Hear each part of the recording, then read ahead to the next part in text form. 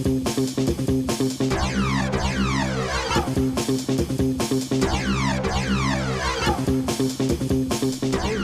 Johnny Two-Face here, back with another reaction video. This time I'm reacting to the Battle of Agincourt Part 2 by History March.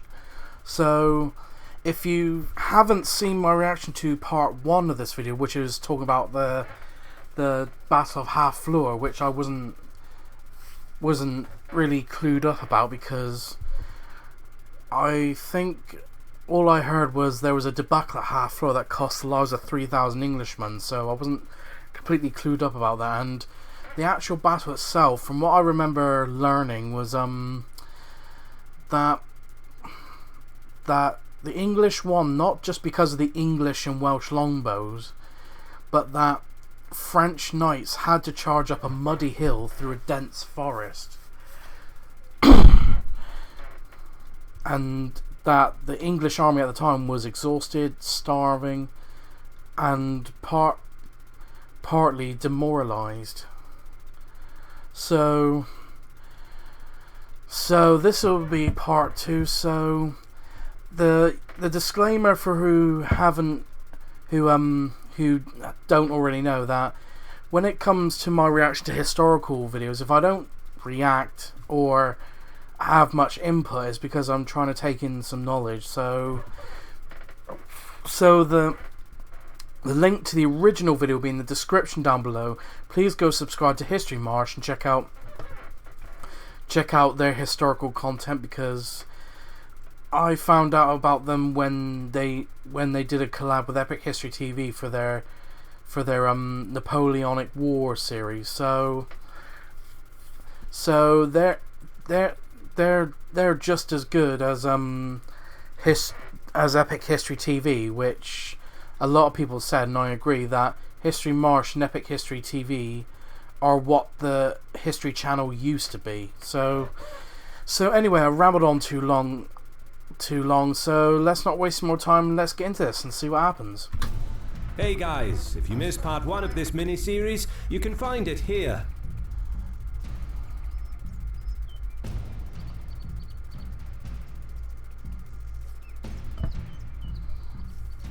It is close to noon on a damp autumn day, not far from the castle of Agincourt. They weren't exaggerating in the title, Victory Against the Odds, so it'll be interesting to see how it plays out. I know the English win, obviously, but how did they win? That's the question. The French army, led by Constable Charles d'Albret, stared down the invaders, eager to punish them for pillaging and burning their lands.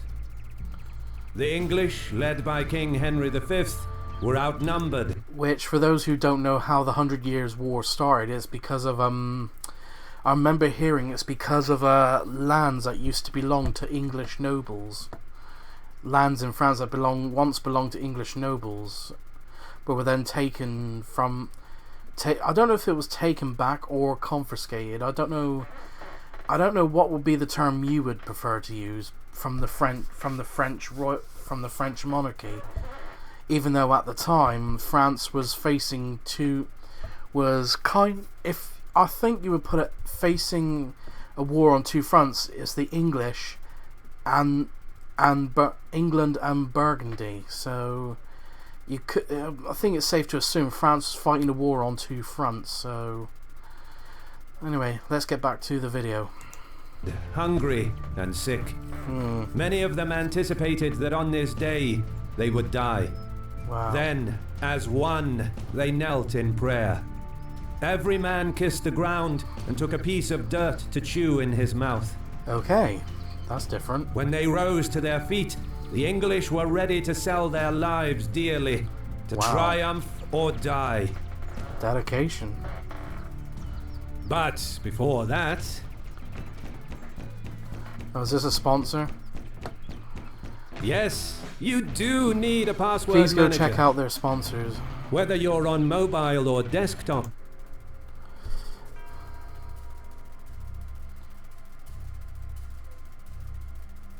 With the formidable town of Harfleur now under English control, King Henry faced a dilemma. His strategic goal were the urban centres and fortifications of northern France, which, once conquered, would serve as bases from where his troops and... Sorry to going off subject, but I do like what details they put on the strategic maps, like small villages and towns around all these locations. I do like that. That's one of the coolest details I've seen on this sort of video. Administrators could subjugate and tax the surrounding countryside to pay off the war effort. This plan gained widespread support from the people and the magnates, and large sums were borrowed to finance the campaign, in part through parliamentary taxation. But the siege of Harfleur proved costly. The English army was worn down by casualties and disease, and winter was just around the corner. Worse, reports came... Which, I probably remembered this wrong, but I think it cost the lives of roughly 3,000 Englishmen. Of French forces being assembled near Rouen. It was clear that Henry's ambitious plans had to be put on hold. At a council meeting, the king was advised to garrison Harfleur and sail back to England so his troops could recover. But Henry knew that conquering the principal North French port alone would not produce a sense of victory and authority he needed to secure his position at home, nor would it cover the vast borrowings for the campaign. You could say that's a catch-22. Sail home from Harfleur, which is on the North Cornish coast, as you've already seen, and lose the support from your nobles, the peasantry, and everyone around you, or retreat to Calais and I'm guessing try and live off the land. Ignoring his counsellors, Henry led his forces out of Harfleur, planning a swift mountain march to Calais. He sent orders to Governor William Bardolph to ride to the Somme estuary and secure the crossing point for the incoming English army. I bet he didn't turn up. Henry's advisors argued that sailing through the Channel would be safer, but the king wanted to demonstrate that he could pillage northern France with impunity, lands that he claimed were his. Wow. However, upon learning of Henry's departure from Harfleur, the Constable of France, Charles d'Albret, went after him. He urged local nobles to mobilize their retinues and help contain the invaders west of the Somme, where he planned to trap and destroy them. 3 days into the march, the English reached the river, but there was no sign of... Well, when they say destroy, sure, if they wanted to, surely it would have been better for them if they try and capture King Henry, not like actually kill him on the battlefield and hold him for ransom, so England would have to pay dearly to get their king back. But I could be wrong. Of Bardolph and his host. Instead, French forces blocked the river crossing. Wow. Henry's plan for a fast campaign had backfired. With the French gathering, the English king was forced to lead his army upstream to avoid being surrounded. But Charles placed his forces well. Fords and bridges were either heavily guarded or destroyed. Knowing that Henry would have to move along the Somme, the Constable of France advanced with the main body towards the flat plains near Péronne, intending to intercept and give battle to the invaders. French sorties were sent to harass and soften up the English column. But then, inexplicably, Henry moved away from the river, heading southeast. It has been suggested that during one of the sorties, some of the French soldiers were captured and interrogated. If intelligence was indeed gathered that Charles was waiting near Péronne, it would explain Henry's subsequent move southeast to avoid the trap. Far away from Calais and safety, English troops were dejected by rumors of a possible battle concerned that they would be easily cornered and overwhelmed near the river. Then, at last, 11 days into the march, scouts found an unguarded ford. Once across the Somme, Henry moved around the French position at Péronne. Wow. The journey, however, turned from a fast 230-kilometer march along the coast To a very long into one. a 426-kilometer trek Yikes. across France. The troops were tired.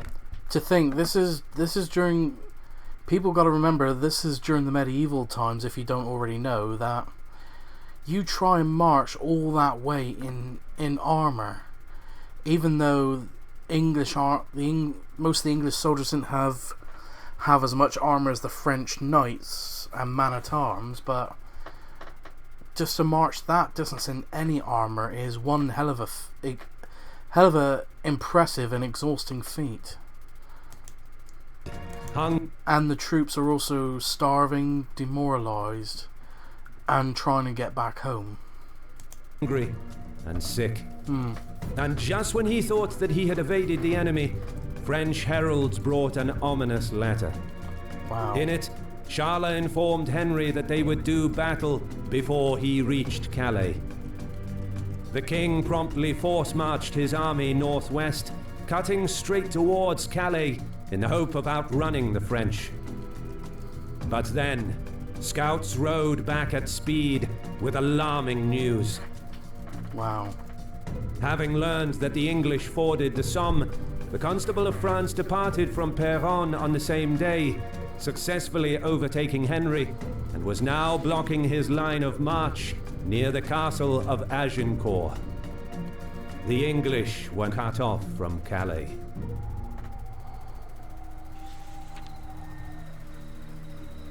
With no major action taking place on the first day, the two armies settled in for the night. In the French camp, meals were served and men yelled out for their servants, pages and friends, with the noise reaching the English. Some music played to keep the spirits up, and loud boasting between soldiers at dinner was not unusual, especially on the eve of battle. But, in stark contrast across the field, Henry instilled absolute discipline, ordering the troops to maintain silence in the camp. He wanted his men to remain focused and be on their guard, fearing a possible surprise mounted attack by the French. Can we just stop to? I love this rain graphic to show the actual weather and the lightning, from a bird's eye view. That is amazing. Sorry, I'm just appreciating just the graphics they're using on these maps. French during the night. Insisting that his troops keep their guard up proved wise, when a mounted French party of men-at-arms and archers suddenly appeared during the night. Wow. They came close enough for there to be a brief exchange of missiles. A few English archers were reportedly captured, but without the true element of surprise, the French contingent rode back. Heavy rain and cold weather created miserable conditions for the men camping out overnight. But the king kept touring the camp, encouraging the troops ahead of the battle. Next morning, on St. Crispin's Day, the French began deploying some time after first light, while the English army left their tents well before dawn, as Henry wanted to be the first to deploy, in an effort to show the enemy that his men were eager to fight. Wow. In the light of day, Henry was quick to realize that the dreadful rain from the night prior created an unexpected opportunity. The soil of the recently ploughed fields, sown with winter cereals, was not the fine loam of the vineyards of France, but the thick clay of the Somme that retained much of the rainwater, turning the ground into a sticky quagmire. Aware that this would slow down any attack by cavalry or infantry, the king formed a defensive line, posting 3 divisions of dismounted men-at-arms in the center, with small groups of archers between each division, and 2 large contingents of longbowmen on each flank, in a concaved formation. The bowmen fixed sharpened stakes into the ground in front of them to disrupt the enemy's cavalry charge and impale their horses. 200 mounted archers were secretly sent through the wooded area on the flank with orders to wait for the signal. This was a risky maneuver, as contingents of both armies patrolled the area around the battlefield. Wow. Meanwhile, Charles and the French leadership deployed 2 lines of several thousand infantrymen and dismounted men-at-arms, placing archers and crossbowmen between the divisions, with contingents of cavalry on the flanks, while the third line was largely composed of mounted men-at-arms. A few chroniclers mention artillery pieces, but it appears those played no part in the battle. The size of the two Which, I don't know if they'll mention why, but that would have been that's like a huge advantage for the French to use our artillery pieces like catapults and ballistas or whatever siege equipment they were going to use. So it's interesting. Armies is still hotly debated. Accounting for the losses at Harfleur and the garrison left to guard the town, Henry was left with around 6,000 troops for the campaign, comprised of around 1,000 men-at-arms and 5,000 archers. Meanwhile, the notion of a vast French army is out of context for medieval history. Prior to 1415 AD, the last time a French king was able to muster 15 to 16,000 men was in the 1380s, and these were drawn from the whole kingdom, while in 1415 AD, there was very little recruitment south of the Loire. The excellent research done by Professor Anne Curry shows that it would have been difficult for the French to field more than 12,000 troops at Agincourt. So basically double. Furthermore, contemporary French records of military financial expenses for the 1415 campaign show that 6,000 men-at-arms and 3,000 archers were recruited, with additional men assembled in the weeks prior to the battle, for a total of around 12,000 troops. Still, the French outnumbered the English up to 2 to 1. But the biggest difference between the two armies was in the numbers of men-at-arms, a 5 to 1 ratio in favor of the French. To learn more on this, links to Anne Curry's books and articles from the University of Southampton and Future Learn are in the sources below. Both armies were fully deployed by 7 a.m., but the standoff continued for another 3 to 4 hours. The men hurled insults at each other, but the Constable of France was in no hurry, and Henry was outnumbered. Neither side wanted to make the first move. However, the English were desperately low on food and supplies, while the French were well provisioned, with some of the older nobles suggesting that they should just simply wait and let the English go hungry. And as lunchtime approached around 11 a.m., many French nobles sent their servants to fetch meals, while others mounted their horses to trot around and keep them warm. Seeing that the enemy was willing to wait and starve him out, Henry made a bold decision. He gave the order, "Banners forward!" Archers pulled their hedgehog of sharpened stakes from the ground and carried them forward to the new battle line. Surprised to see the English line advancing, French divisions began to sort themselves out. Then came Henry's signal for the bowmen hidden in the trees. The 200 archers unleashed on the French. With the arrow volleys came the shouting of hunting calls, designed to make it seem like the act of shooting at French nobles was no different than hunting wild hogs in the forest.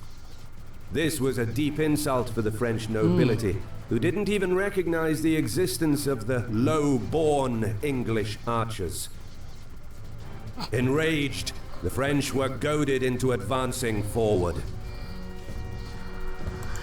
Alright, so I was half right. It was the English and Welsh longbows that were in the dense forest, but the main army was going up a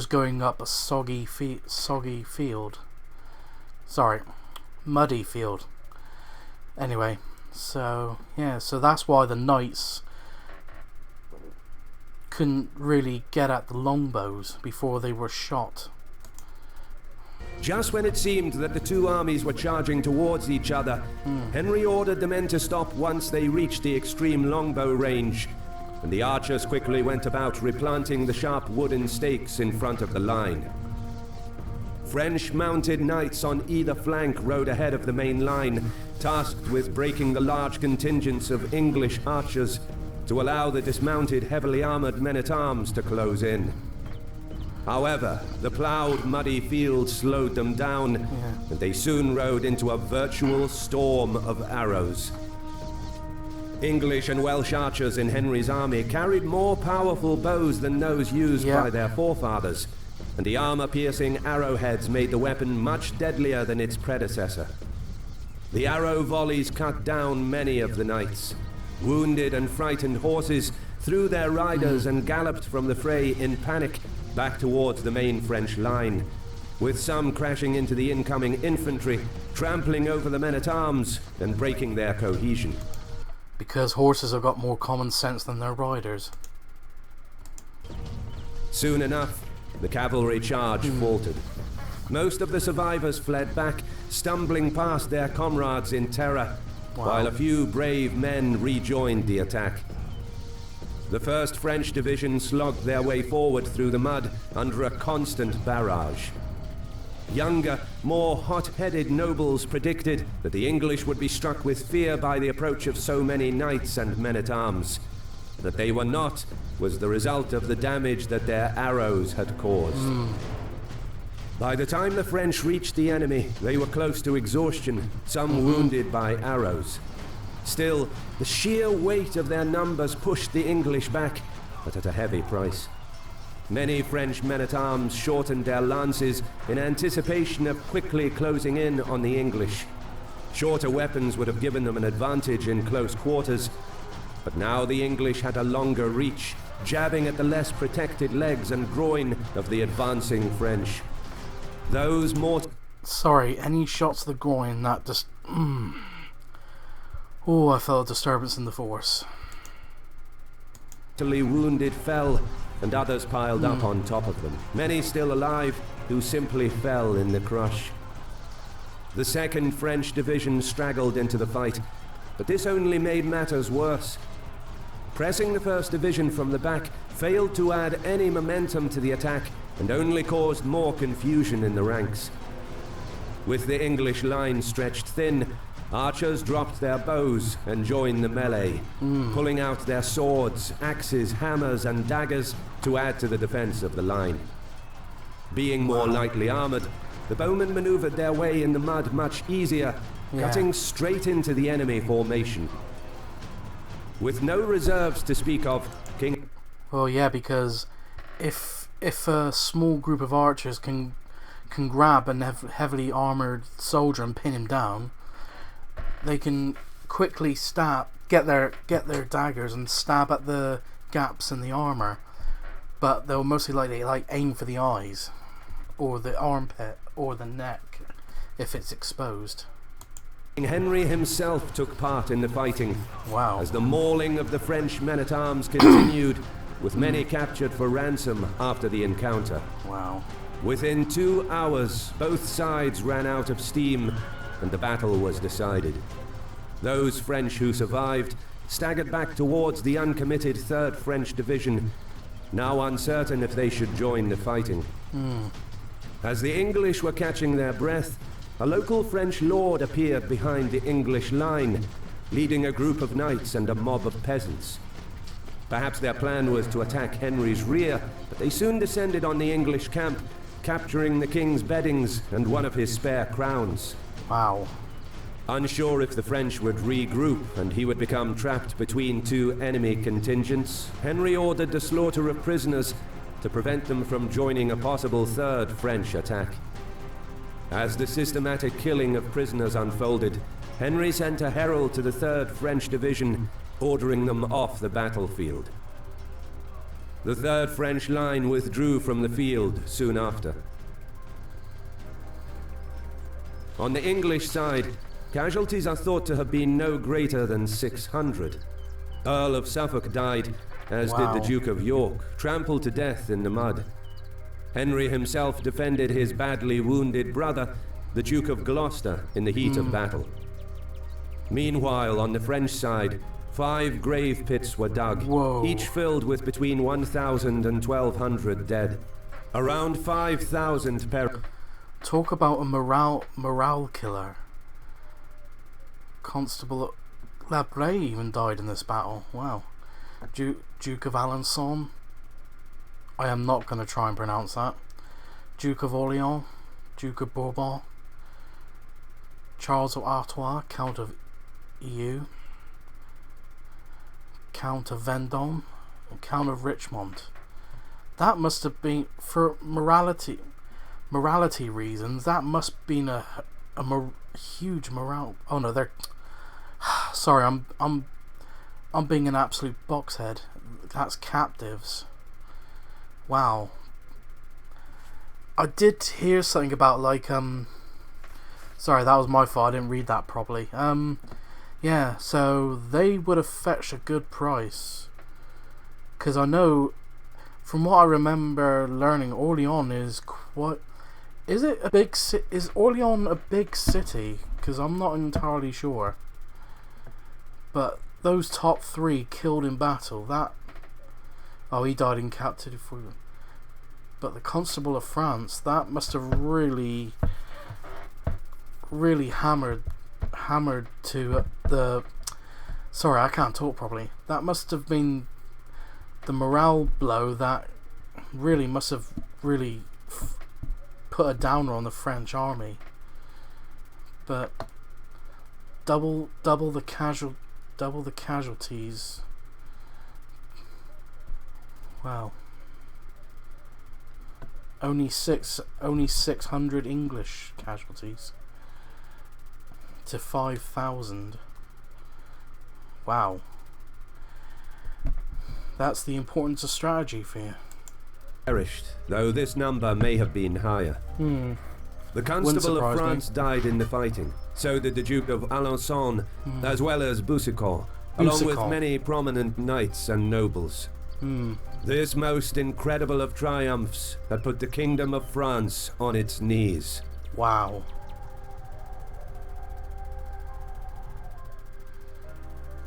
The capture of Harfleur and the victory at Agincourt made Henry V a national hero in a kingdom only beginning to feel as a nation. Wow. In just a few short weeks, Henry had risen to become the diplomatic arbiter of Europe, getting a visit from the King of Hungary, later the Holy Roman Emperor Sigismund in 1416, with whom he entered into an alliance that would serve him well. Wow. Later he returned to France to realize his plan of conquering Normandy.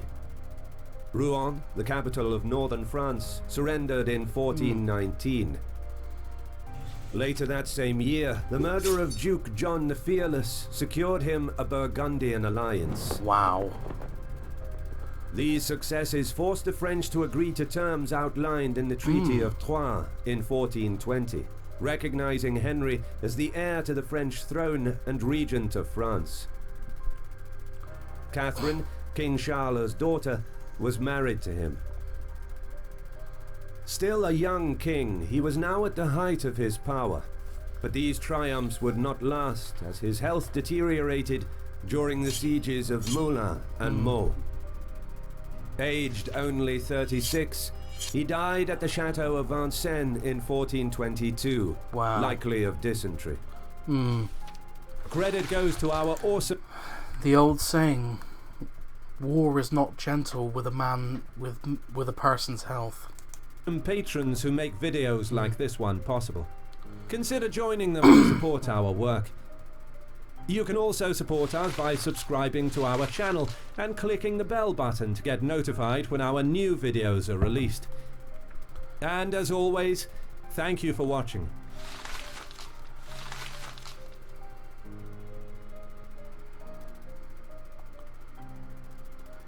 And that'll do it. This has been another interesting video from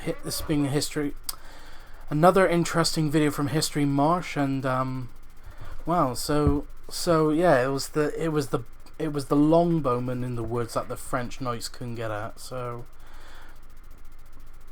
as I said, it's been years since I've learned about the Battle of Agincourt, so anyway, if you like this reaction, please like, comment and subscribe, and I'll see you in the next one.